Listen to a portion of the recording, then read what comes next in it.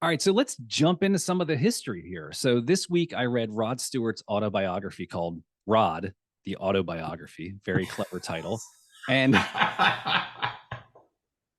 let me just say that regardless of what I think about this album or his music, I love Rod Stewart.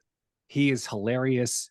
He just the way he wrote this book, I was laughing out loud at multiple points. So he's got that dry British humor, just fantastic, fantastic book. All right, so let's go back to the beginning of the Rod Stewart story. So this album was a mistake. No, I'm sorry, I meant Rod was a mistake. Self-admitted, he was the youngest of five children. He was born Roderick David Stewart in his family's home on January 10th, 1945, which is about 9 months after the Germans surrendered in World War II. So I Wait, can we assume just a dispel of party. this idea of mistakes and how it's like you a kid you weren't a mistake. Oh, you can't tell. 90% of fucking babies are mistakes. Can we just like level set on that, please? Anyway, carry on. Don't worry, Everyone Alan. vision I've your always known I was a mistake. You didn't need to tell me that. Alan, when Thank do you you for intend the to let your acknowledgement. kids listen to this podcast? Plant the seed that you love them early. You can still love a mistake, guys. That's part of Sure, growth. absolutely, I still absolutely. feed them Yeah, and it's like Right, jazz. Jazz is, jazz. I yeah. still Right. love the mistake. Right, exactly.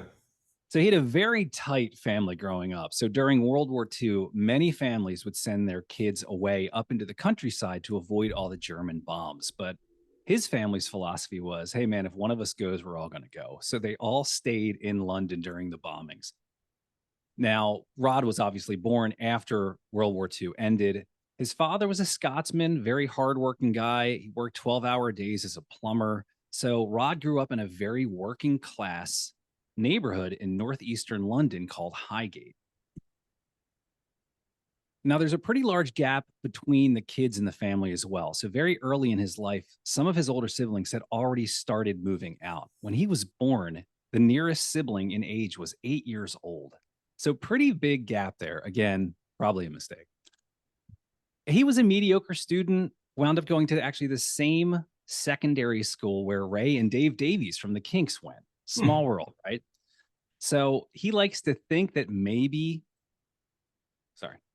So, that Kinks reference there is going to be the first of many musician run-ins that he'll have along his career, as I'm sure you can already guess. Sure. Now, as a child, he showed some prowess with a paintbrush and also did well in cricket and soccer. A majority of our listeners are in the US, so I'll say soccer instead of football. But he was not one of these kids who was a natural performer from birth, but instead, he said he was scared to death of standing up in front of a crowd, let alone being asked to sing. He mentioned the most uncomfortable he's ever been in his life was being asked to sing in front of his grade school classmates. So, not a natural born talent here. He did see he did note that he saw Bill Haley in the comments in 1954. Bill Haley, their big song was Rocking Around the Clock. Again, this puts some of the timing in context here. And he likes to think maybe that planted some seed in the back of his head, but again, he didn't really take to it too much. I think this is one of the things we don't give enough weight to, but you always hear these British artists talk about, I saw one concert of early rock and roll, like in the 50s. And the thing was that all that rock and roll energy in the 50s anyway was happening in America. And very few artists, I think, went over and actually toured the UK. So they would just get these dispatches occasionally. And if one guy came, that just it wouldn't surprise me if we found out Ray and Dave Davies were at that same Bill Haley show, or Jimmy Page And was, so, or right, whoever. right. And it started a wave of British music. That's true. Well, and I enjoy thinking about that period of time, although I did not live through it or experience it, but the idea that music was not as disposable. And so when you had an experience with it like that, it probably stuck with you in a much more profound way. Whereas I feel like now it's just a buffet and it takes a lot to Yeah. really cut through to something that you're going to, remember for a long time. Yeah. All the videos of the 4-year-olds shredding on guitar is like, okay, we've reached saturation point, fellas. yeah, Right? yeah, I know, yeah, It's I know it's what you now mean. meaningless. Yeah, and honestly, that you're sort of actually hinting at something that maybe resonated with me, just because I've grown accustomed to not the sound of people playing instruments, right? Like modern music is so tight and so dialed in now, right? That like this sounds like people playing music and it has a totally different vibe, right? So it than, stands like, out. Yeah. yeah, than like, anything released in the last 10 years that's been like a big mainstream hit. Yeah. It's definitely Probably 20 loose.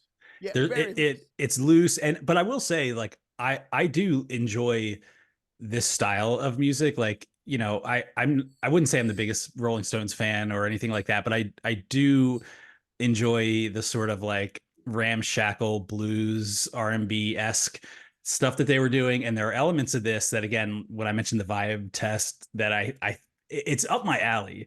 Yeah. No pun Right. intended, but it's just in general really like it just felt a little flat. So now, somewhere between 8 and 12 years old, his father buys him a Spanish guitar. And he said he tried to mask his disappointment because it wasn't a steel string guitar. Now, if you're not familiar, Spanish guitars have nylon strings and they don't have that folksy acoustic sound that you're used to. So he was a little disappointed. But he said he and like 7 or 8 of his other buddies at school would all bring their guitars with them to school. And this is in the era of skiffle. So they're all trying to play rock music together. And I'm just picturing like an untalented British version of the Gypsy Kings, where there's 9 guitars and they're all just strumming the same thing. Yeah, I mean, it's so early even in the evolution of guitar as an instrument, right? It wasn't that Yeah. long since the only guitar around was classical guitar, was that kind of Right. nylon, which could have been steel string as well, I suppose, back in the day. But what, Robert Johnson was around in the 30s, 40s? Like, we're not that far into, and then electrified guitar came around. Charlie Christian, what's that era? Early 50s? Right. Really late 40s. Yeah, I think electric guitar sort of hit the scene. Right. So it's unsurprising their parents maybe had a miss there. That's my point. Yeah, right. Go to the music store and just point.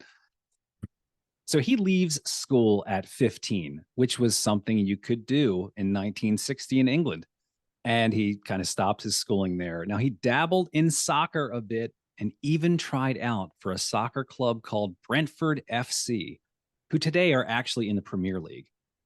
And there's a whole bunch of lore, and the story has gone back and forth with Rod Stewart being recruited by them and all this stuff. But the truth, according to Rod, is that he did go and try out. They invited him to try out for this team, but they never called him back after his tryout. And How old was he during this tryout? this is probably between 16 and 17 years old.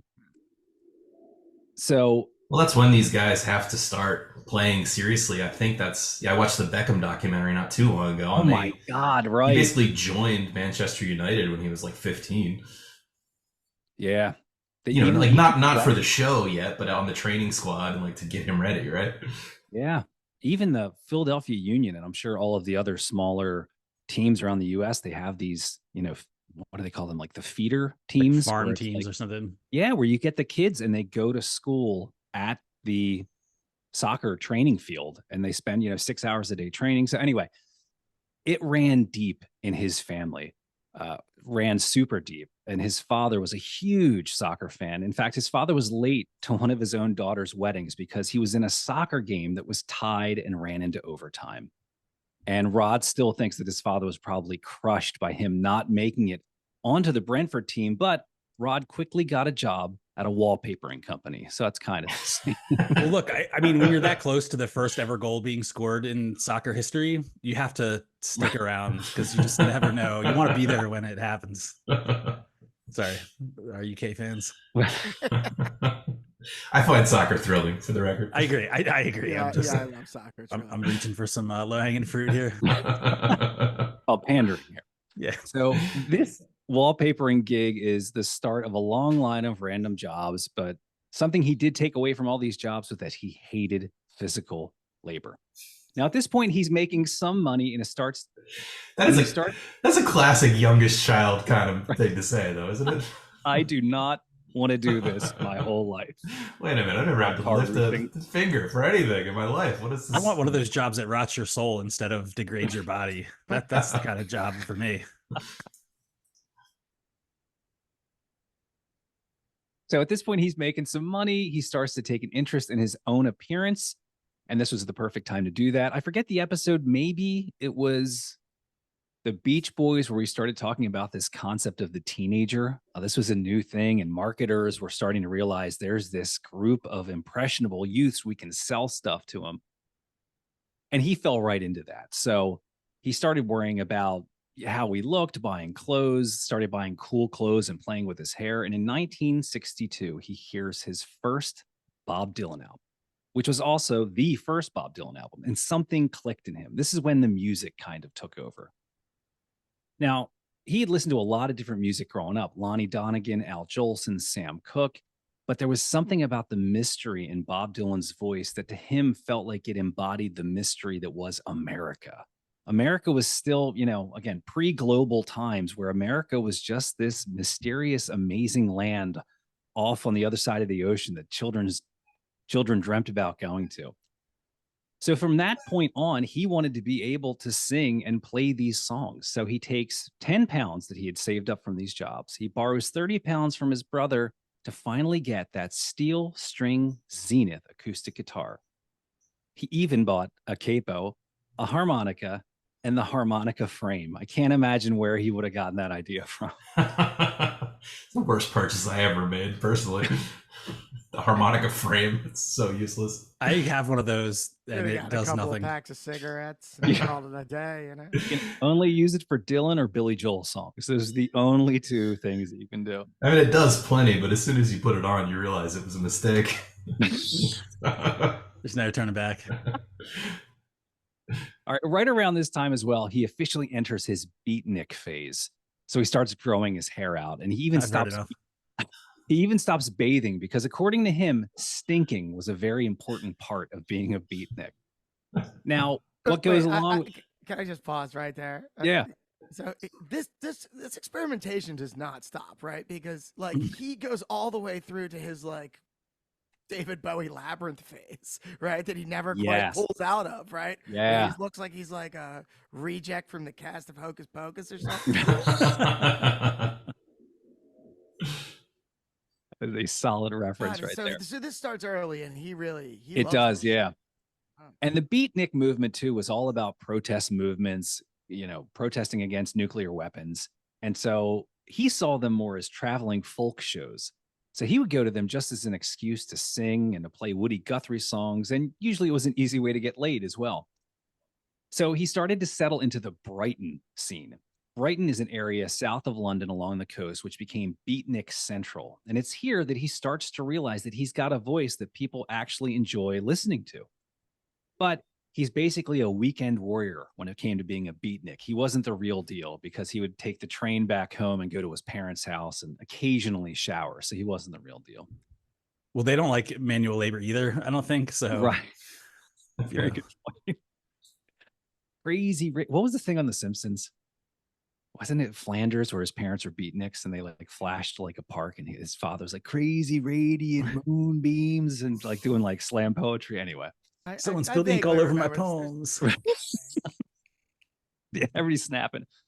So his beatnikism didn't last very long though, because one time he got arrested at one of these protests, was brought home by the police, and his father beat the crap out of him. Now, this was the first and only time his father ever laid a hand on him. It was this time, and he beat the shit out of him. And his mother took all of his clothes and threw it in the fireplace. So he ditched that and instead became a mod. Now, what's a mod? And I feel like the easiest way to describe that is Austin Powers was like mod to the nth degree. So maybe knock that back a little bit, and that was mod. Think of well-dressed, styled, middle-class kids. All right, so he went from the smelliest dude in the world to someone who refused to leave the bathroom and spent hours getting dressed and fixing his hair. He quipped at one point that he and the Queen, rest in peace, were the only two famous Brits who had the same exact haircut for 45 years. So he basically had the Rod Stewart haircut, I think, from the time he's about 18. The Bowie Labyrinth situation. Yeah, right, exactly. Isn't it called a skullet? Well, he kept calling it his bouffant.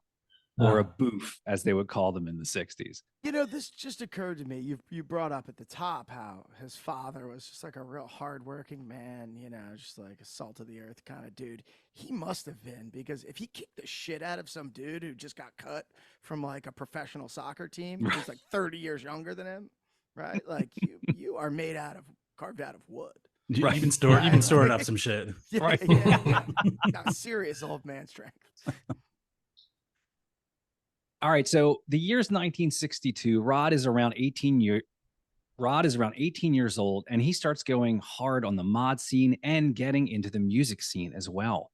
So he used to hang out at some of the clubs in and around London, and here comes another pivotal point in his life. So Rod's girlfriend at the time had a boyfriend. Rod's girlfriend at the time had a friend whose boyfriend was a singer in a band, and Rod was invited to see them out to play at a place called Eel Pie Island Hotel in the city of Twickenham. That singer was Mick Jagger, and the band was the Rolling Stones. And when Rod saw them, they did a couple blues covers and some original tunes, and Rod's first thought was, I can do that. So now the wheels are churning for Rod, and he's starting to think, okay, I could probably turn this into something. So at the time, he was hanging out with a group of guys who were in a band called the Raiders. And the Raiders knew Rod could sing. They'd seen him play around, and the Raiders get an audition. So they go into the studio to perform in front of a producer named Joe Meek. Now, the Raiders ask Rod to sing on this demo, and Rod is honored. So he's super pumped. He goes in, he gives it all he's got. Joe Meek, the producer, comes on the talkback mic from the booth and says the following to Rod. Literally makes the raspberry noise. Whoa. That's all he said. Rod grabs his coat and leaves. Now, despite that rejection, he's getting plugged into the music scene even deeper. He joins another band called Jimmy Powell and the Five Dimensions. He would basically just hang out around stage all night until he was called up to sing a couple songs and play the harmonica, which he also had started playing.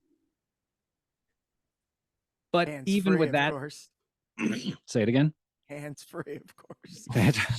I think on stage he may have held it just to look a little cool. But he had the option. That's the point. Right. Can you imagine how awkward you would look if you didn't have a guitar and you just walked up on stage with your arms at your side and played a harmonica? Here's the other thing about the harmonica, the neck brace thing for the harmonicas. You got to periodically, the harmonica is not, it's in a key, right? So every song that changes key, you got to like swap out a harmonica from your kit. And as I recall, maybe I had a cheap version of this thing, but the freaking spring loaded was like impossible to work without just snapping it out of your hands, sending the harmonica flying. So some awkward stage time there. I would find that much more entertaining to watch somebody struggle with replacing harmonicas than actually delivering a harmonica acoustic performance. I thought maybe you just had 12 of those neck harnesses for each key of the harmonica. Oh, yeah, that's smart. Like a halo. Expensive for one song.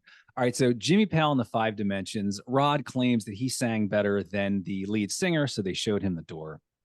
Now, it's 1964 still. Rod meets a guy who would become the impetus for a lot of his upcoming success, a guy named Long John Baldry. Now, Long John Baldry was one of the first guys in England to sing blues out in the clubs. He was a 6'7" tall white guy, singer with a huge, rich voice, charismatic frontman, owned the stage. Long John Baldry it's a fucking great name, man. Oh yeah, that's Yes. legendary, and I've never even heard of the guy. Right, Long John? Wait, your name is Long John? Sounds like So he catches was- very large fish very easily. Shares them in large feasts with all his friends. So he was 5 years older than Rod when they met. So John was 23 and Rod was 18. But Long John had decades more worldly experience. And Rod was at a Long John Baldry show in 1964 where Jeff Beck was the opening act. So Rod leaves this show and he's at the train station to go home back to London. He pulls out his harmonica and just starts playing to himself. And Long John walks by. Here's Rod playing, introduces himself, and they both wind up riding the train back to London. So they're chatting it up, and Long John asks if Rod wants to join his band as a backing vocalist. Quite a stroke of luck. Now, Long John offers to pay Rod £35 a week to sing a few songs each night, which Rod thinks is just too good to be true. He's 19 years old. We're talking about a guy who's working random jobs to make ends meet. And all of a sudden, someone offers him the 2024 equivalent of £900 a week, which is about $1,100 a week. I feel like if you can make any sort of repeatable income playing You're a music, success. Yeah, even I if that's if I was $35 a week or 19 whatever, and that's- you were giving me $1,100 to like Oh do my to, like God. do like 5 gigs a week, like Yeah, that'd be- right. yeah, Holy shit. yeah, it sounds great. So Rod takes the gig. It's a no-brainer. At his first gig, he only had to sing twice. So the way it would work is that they would do 2 shows a night, and Rod had the opening number, and he would do his song and then introduce Long John. Now, he was a bit nervous on his first gig, so the bass player gave him a black bomber, which is amphetamines. And this was the first time Rod had ever taken something like this. And so he was supposed to open the show with "The Nighttime is the Right Time."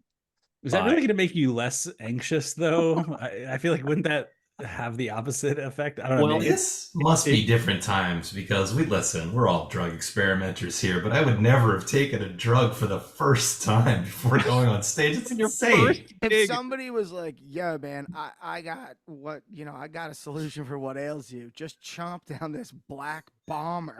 I'd be like, "Nah." I'll just take mine to go if that's cool. So Rod is bouncing off the walls. Again, he is supposed to do one song, which is like 3 to 4 minutes long, and then transition over to Long John Baldry. Now, according to Rod, the very first time he gets on stage, he is deliberately dragging the song out and just keeps repeating verses, and the band is trying to stop him, and he drags the song out for like 11 minutes or something like that while he's like hopping up and down on the stage. So good for him.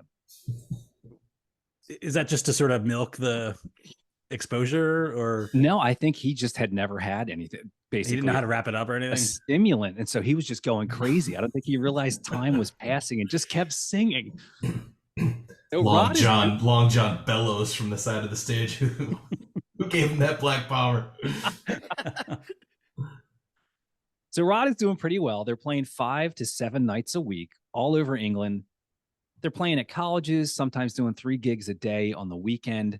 And Rod becomes a bit of a feature of the show. And the marquee starts to read Long John Baldry and the Hoochie Coochie Men featuring Rod the Mod Stewart. Now, can we just talk about how large marquees used to have been back then? That Yeah. is the Lot of longest. copy. Lot of copy. Right, it's a lot of. They had to Yeah, write we two- ran out of letters. Right, they had to buy 2 packs of letters. I mean, Turn the 7 upside down to make it an L, you know?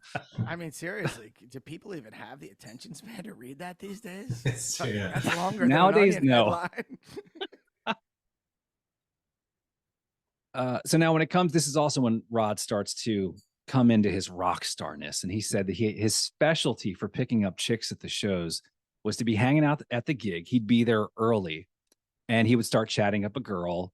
And, you know, the band would start playing and he'd be talking. And then he'd look at her and go, "Hey, can you excuse me for just a minute? I have to just run out real quick," and make sure that the girl sees him walk through the crowd, get up on stage, and then perform, and then get off stage. I was like, "Oh, well done, sir. That is a well planned move there."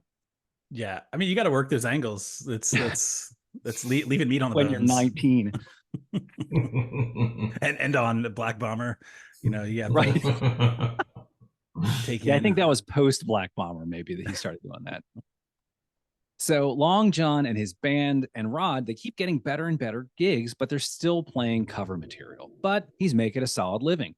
Now, Rod gets invited to sing on the B-side of a Long John Baldry single. The B-side was a song called Up Above My Head.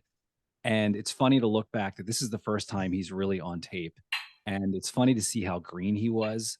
Way overzealous, oversings. He sings louder than Long John Baldry. But, you know, he gets that first time out of the way.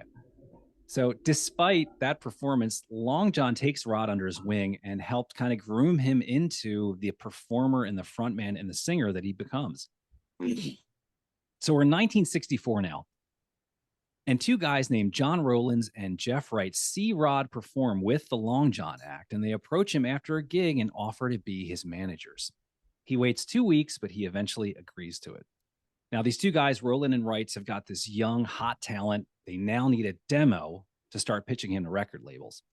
So they book some time in a pretty mediocre studio. They get a bunch of players from the Hoochie Coochie Men, which was Long John Baldry's backup band, and they lay down 7 tracks in 4 hours, a bunch of cover songs. But I just love the idea of of recording 7 songs that you're planning on releasing in 4 hours. I know we've talked about it before, but man, that is some aggressive recording right there. Different time for sure. So Decca agrees. Sorry. So that demo was pretty rough, but it was good enough to catch the ears of Decca Records, which at the time was the home of the Rolling Stones. Now, Decca agrees to have Rod cut a single. That single doesn't really do anything, mainly because the Yardbirds had put out a version of the same song the same year. It was called Good Morning Little Schoolgirl. But it's at this session that Rod meets John Paul Jones, who was playing bass as one of the house musicians. Now, the demo did make enough, that Decca demo did make enough noise to get Rod onto a TV show called Ready, Steady, Go, which was like a Friday night music show. Now, it doesn't sound that impressive, but this is at a time, if you consider that in England, there were 3 TV stations. So to be anywhere on TV was a pretty goddamn big deal. Now, he leaves that performance at the studio, goes to a local pub, and is approached by none other than Ronnie Wood, who had seen him perform, and they start up a friendship. So that first single really goes nowhere, and the Hoochie Coochie Men break up, but he winds up in yet another band. This one's called the Soul Agents. Again, mostly blues and R&B cover music. They last for 6 months. He gets into another band called Steam Packet, was with them for about a year, but again, they're touring around just doing R&B and blues covers. He leaves Steam Packet, and because Steam Packet is a less good name for a Oh band. my God, it's terrible. Never had a chance. I actually kind of like it. He wound up leaving Steam Packet because the band wanted to go do a month-long stint in Saint-Tropez, which is a coastal town in the French Riviera.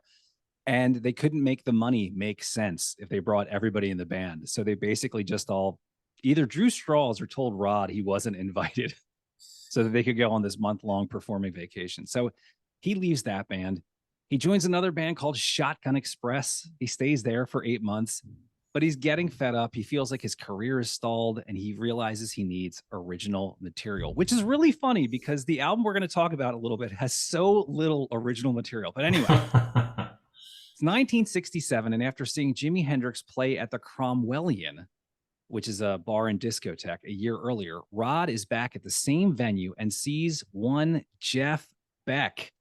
Now, Rod knew Jeff Beck from the Yardbirds, and Jeff Beck knew who Rod was from seeing Steam Packet at some point.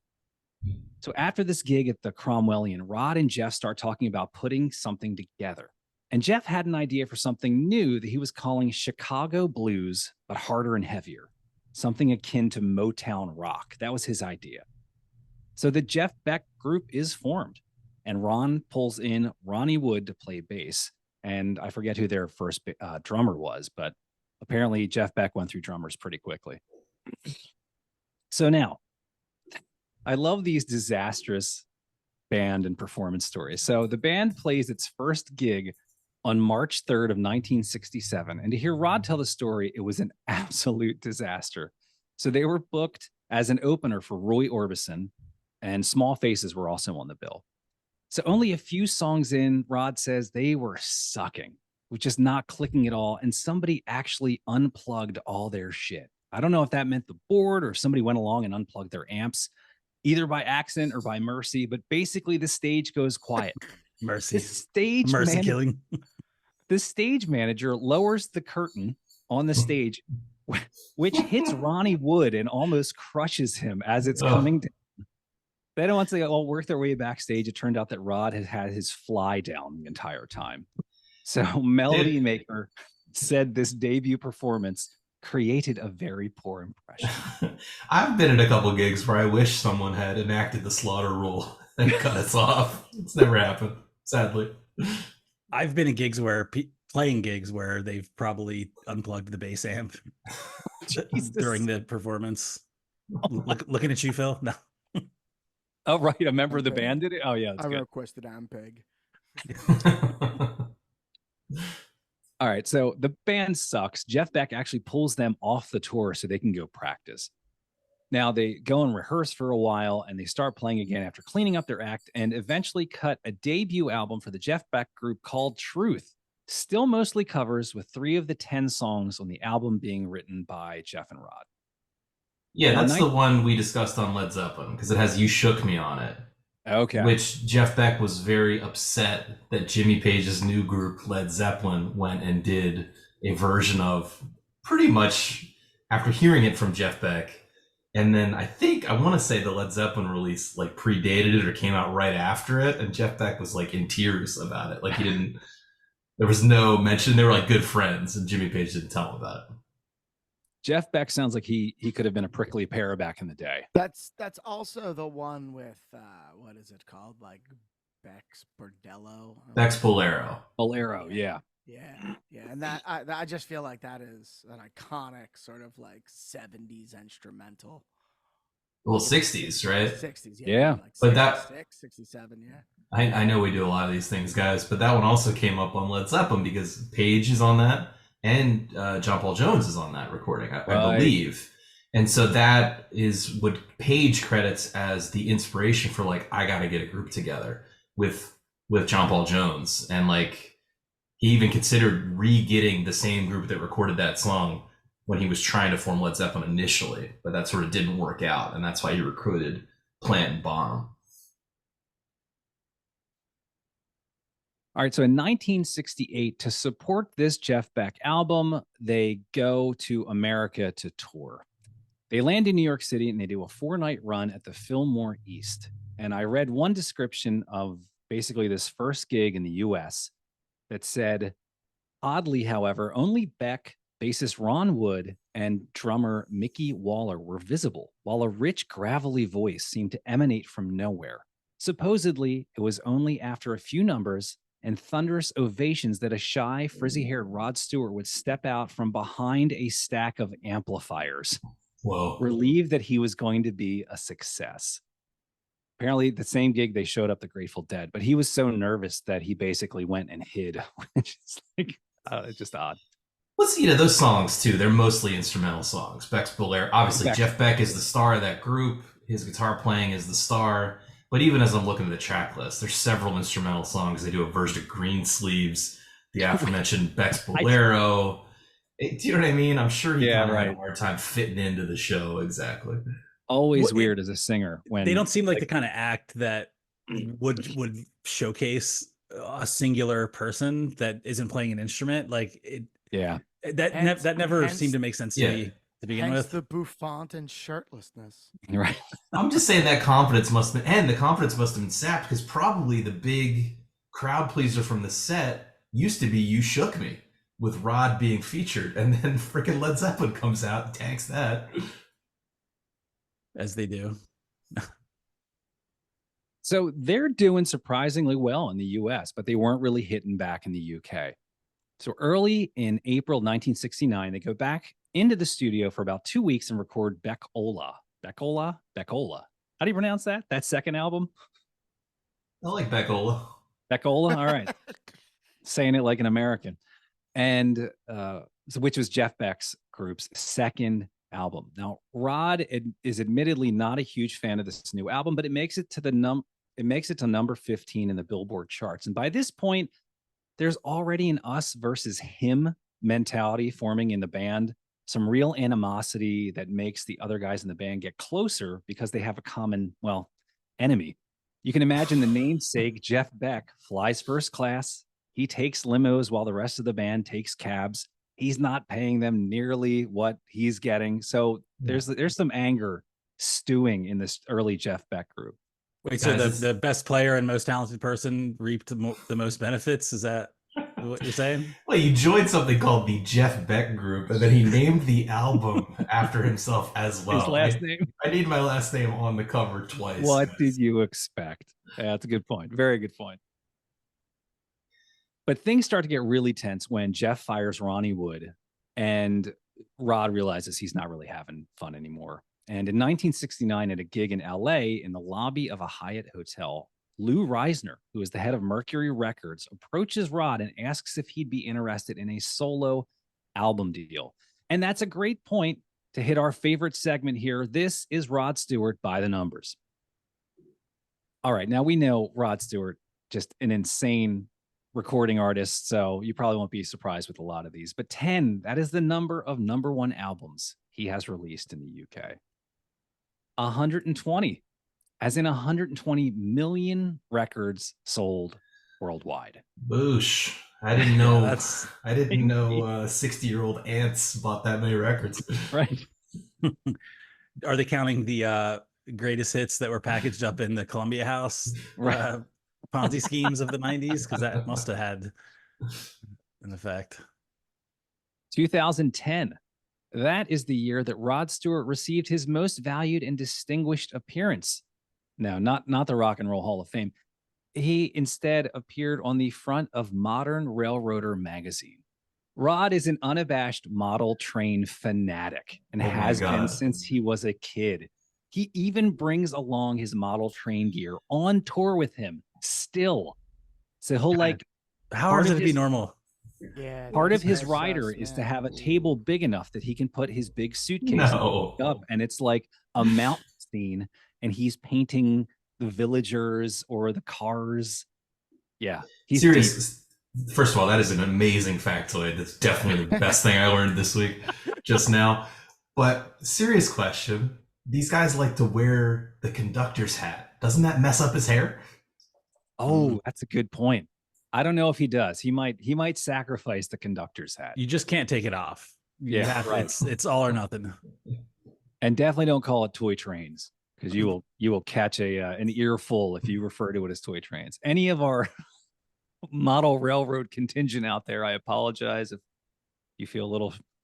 Well, that's not that Look, part's it's fine. good, you It's know? if you insist on bringing your shit to the shows and setting it up, and like that's where it just gets a little off the rails. Yeah, that might be a bit much. I got no problem with the enthusiasm itself. But if you're on the road 100, 120 nights a year, it's mostly just sitting around waiting to play. You may as well, plow groupies. And Yeah, play they're not gonna model plow themselves. trains, right, Right. Well, here's another alternative. There were too many women that wanted to sleep with him, so he needed to do something to scare them off. Hence the model trains. Yeah, there's got to be some kind of refractory period here. I would like to pressure test that hypothesis though to see if it, just if the opportunity presents itself. The prophylactic qualities of model trains. Yes. All right, next number is 1,300. That is the amount of money that Rod asked for when he signed with Mercury Records to that first album deal, which is about 26,000 pounds today, or about 31,000 US dollars. That number just also happened to be the price of a brand new two-seater yellow Marcos sports car. So basically, Rod wanted to take the money from this first record deal, this first solo record deal, and buy himself a fancy sports car. Huh. Well, you're saying he didn't start like an index fund and watch that mature over decades? He bought a car instead. He doesn't understand compound interest and the amortization schedules. Number one, that is the number of musicians credited with the whistle on this album. A guy named William Gaff. We'll get to the song in a little bit. And last number here is 1969. That's the year that the Jeff Beck Group was finishing up their American tour and were scheduled to play at an outdoor concert before flying out of JFK Airport. Now, Jeff Beck had heard a rumor that his wife was screwing around with someone, so he up and left, and the band missed the final gig. But don't worry, the festival was able to go on without them. That festival was Woodstock, of which Rod Oosh. says, and this is why I love him, well, you see one outdoor festival, you've seen them all. Yeah, so true. I think the reality of playing Woodstock probably wasn't nearly as great as the Sure, yeah. romanization of it. Yeah, exactly. It was a shit show by all accounts, but it's lived on long enough that I guess our perceptions have changed. So now Rod Stewart and Jeff Beck missed the boat. And let's be honest, you don't want to make the same mistake, which is why I want to tell you about our Patreon page. Yes, you too can avoid a lifetime of guilt and the shame that would follow you and your family around if you missed one of our Patreon exclusive episodes. So we encourage you to go sign up and just think of it as buying us a beer once a month that we will most certainly drink while researching the artists and albums from the list. Now that link is patreon.com/1001 album complaints. And as always, the link is also in the episode notes. And I'd just like to let everybody know that I've known Adam for a long time, and I know he's the kind of guy that knows about guilt and shame that follows you. So he's not bullshitting you. Like, this is the real deal. You need to do this, folks. Trust me. You're doing yourself a favor, your future self. All right, so let's get back into the story here. So Rod realizes that this solo deal may be his last shot to make it before he resigns himself to singing on cruise ships for the rest of his life. So he was actually approached in 1968 and signed the deal, but there's 8 months between when Rod signs with Mercury and when he actually goes into the studio.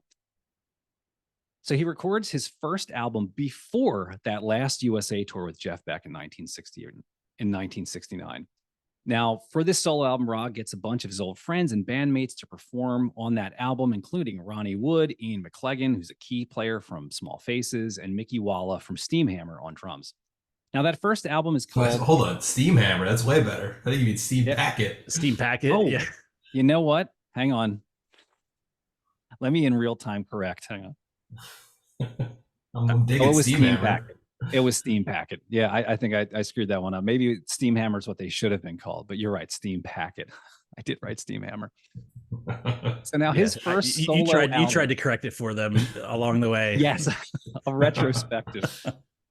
So that first album that was released was called "An Old Raincoat Won't Ever Let You Down," which is a terrible name for an album, and it didn't sell well in the UK. But in the US, it made its way into the Billboard Top 200 at spot 128 and sold 100,000 copies, which is not bad. And that was enough to earn him the ability to record this album, which is his second, which is Gasoline Alley. So in the summer of 1970, 6 months after wrapping up recording for his first solo album, he goes back into the studio and records Gasoline Alley over the course of about 2 weeks in London. He recorded it at Morgan Studios, which was the first studio in London to have a 24-track Ampex tape machine.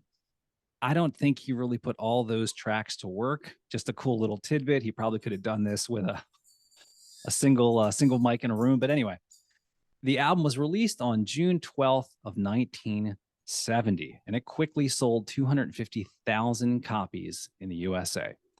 Britain was still unamused, and most folks weren't buying it. All right, now before we actually get into this, we'll just give you a quick afterword here on Rob. He goes on after this to live his best rock star life, and he was basically simultaneously doing his solo career and his rock star career, wrecking hotel rooms with the band Faces, who, by the way, rock.